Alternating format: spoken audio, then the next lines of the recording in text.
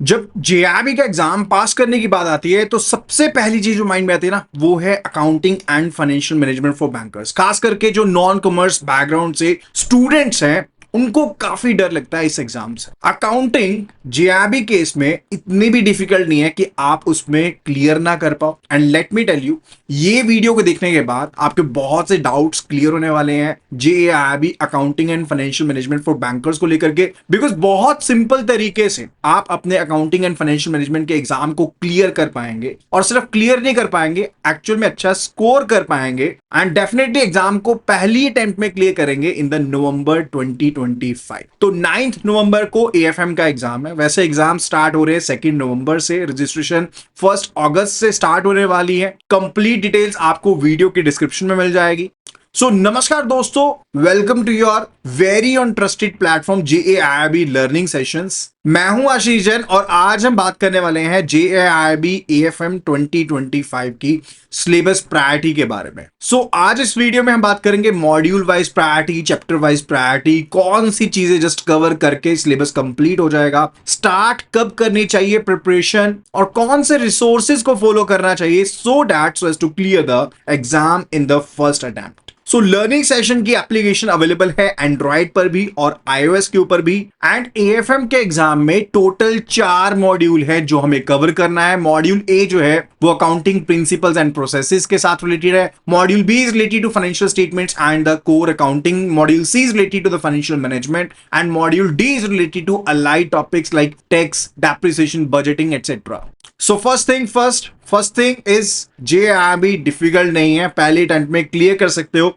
I have been teaching the JRB for the last 9 years now and let me tell you कि JRB का exam even 1 महीने की preparation के साथ भी क्लियर कर सकते हो बहुत आसानी के साथ। और उसके लिए आपको एक दमदार स्ट्रेटेजी चाहिए, एक सिलेबस प्रायोरिटी चाहिए, और उससे भी ज्यादा इंपॉर्टेंटली एक बहुत अच्छा रिलायबल स्टडी मटेरियल चाहिए जो आपको लर्निंग सेशंस के प्लेटफॉर्म के ऊपर डेफिनेटली मिलने वाला है। अभी हम बात करने वाले हैं जेआरबी नवंबर 2025 की एग्जाम सिलेबस प्रायोरिटी के बारे में। अगर हम मॉड्यूल ए की बात करते हैं तो उसमें हमारे पास टोटल 12 वीडियोस हैं एंड इन 12 वीडियोस में we are having the videos related to definition, scope of accounting, basic accounting procedures, maintenance of cash subsidiaries, banker reconciliation statement, trial balance, rectification of the errors, depreciation, capital and revenue expenditure, bill of exchange, operational aspects of accounting entries, back office functions, bank audit and inspection। जो ये last 3 chapters है ना, ये वाले operational aspect, back office functions and bank audit inspection, ये इतने important है। लेकिन जो ऊपर वाले ये सभी चैप्टर्स हैं ये काफी ज्यादा इंपॉर्टेंट है मॉड्यूल ए से।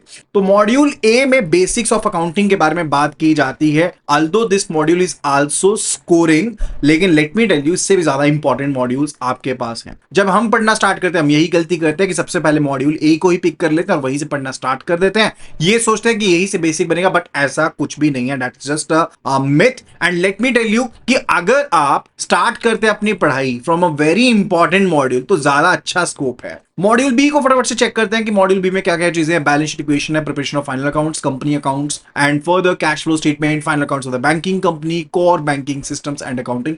अब इस केस में भी जो लास्ट वाला चैप्टर है ये वाला core banking systems and accounting, this is not that much important, इतना चैप्टर इंपॉर्टेंट ये वाला नहीं है।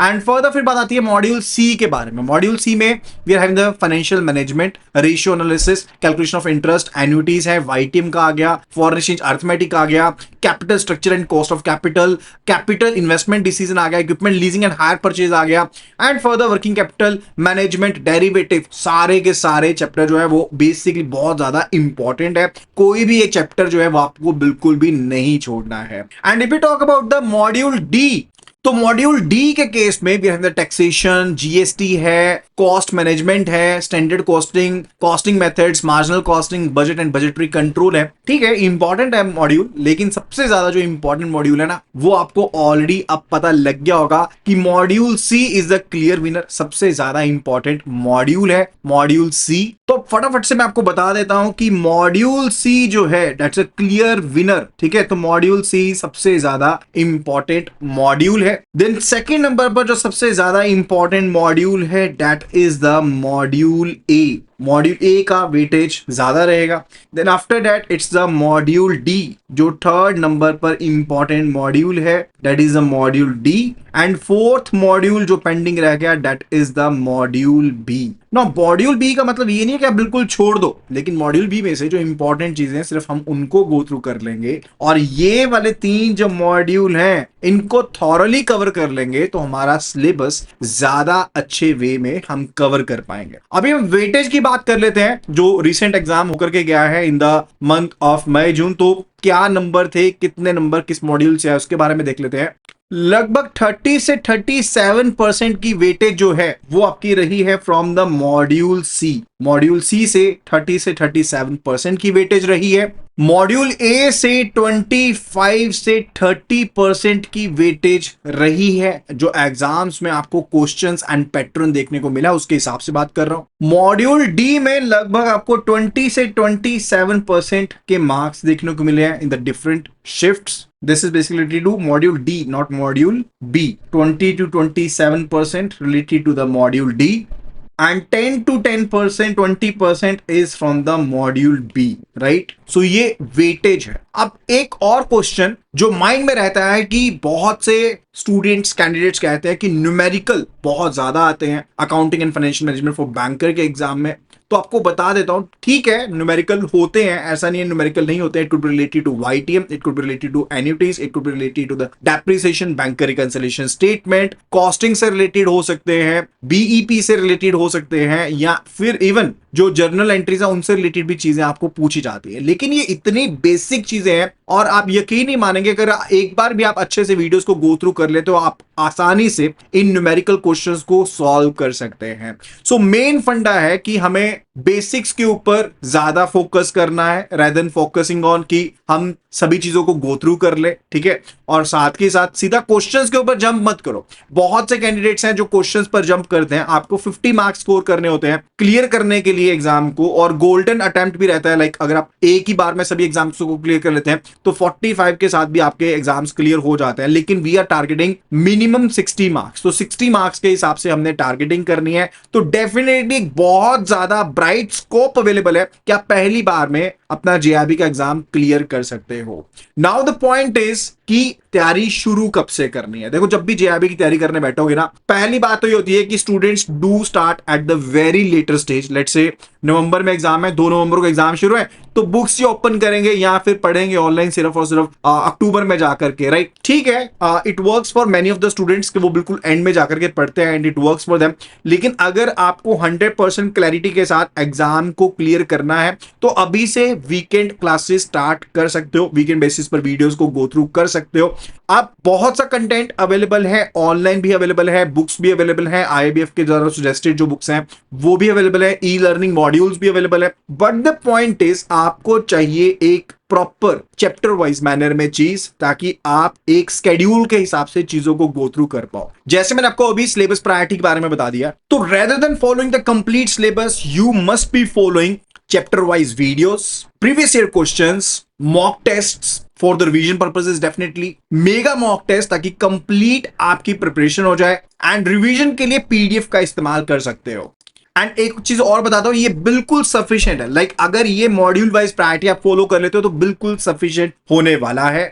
सो वीकेंड बेसिस के ऊपर क्लासेस को देखना स्टार्ट कर दो, चैप्टर वाइज जो टेस्ट है उनको अटेम्प्ट करना स्टार्ट कर लो, और ये जो पीडीएफ फाइल मैं आपको प्रोवाइड करूंगा, these are downloadable and these are printable. तो आसानी से प्रिंट करो, वहां से रिवाइज करो। ऑलमोस्ट स्पून फीडिंग की तरह आपको सब चीजें प्रोवाइड की जाएंगी, हैंड होल्डिंग प्रॉपर की जाएगी। And most amazingly right now our early bird pack for JAIIB is available, जिसमें आपको वीडियो क्वेश्चंस और लाइव क्लासेस का एक्सेस भी साथ में मिल रहा है।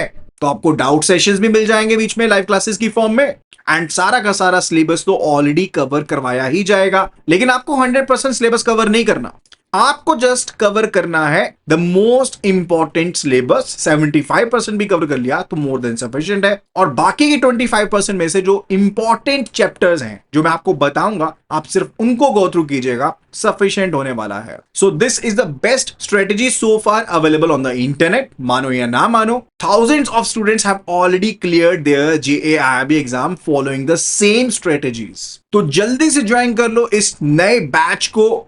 आपको सिंपली लिखना है JAIIB अर्ली बर्ड और उसे व्हाट्सएप कर देना है इस नंबर के ऊपर 8360944207 के ऊपर JAIIB अर्ली बर्ड लिख करके व्हाट्सएप कर दो, and I be sharing the all the details to you. And एक और बहुत इंपॉर्टेंट बात कि हम लाइव क्लासेस स्टार्ट करने वाले हैं सैटरडे से लेकर के थर्सडे तक। There will be the live sessions on daily basis. Evening में 9:30 PM पर आपको मिल जाएंगी हमारी YouTube के ऊपर क्लासेस, जो डेली बेसिस के ऊपर हम इंपॉर्टेंट चीजें कवर करेंगे, और वीकेंड बेसिस पर most probably on the Saturdays we are going to have the doubt sessions for the JAIIB early bird pack joiners. And अभी के लिए बहुत ही अमेजिंग ऑफर अवेलेबल है। जो सेम कोर्स है आपको मिल रहा है एप्लीकेशन या वेबसाइट के ऊपर 3081 का, that will be available to you at just ₹2799, and उसकी वैलिडिटी रहेगी टिल द एग्जाम्स। यानी कि इनकेस अगर एग्जाम्स आगे एक्सटेंड भी होते हैं due to any of the things, तो आपकी वैलिडिटी भी आगे एक्सटेंड होगी। इस ऑफर को अवेल करने के लिए आपको लिखना है JAIIB अर्ली बर्ड 2799 और उसे व्हाट्सएप कर दीजिए इसी नंबर के ऊपर। So start preparing for the same, and मिलते हैं अगली वीडियो में।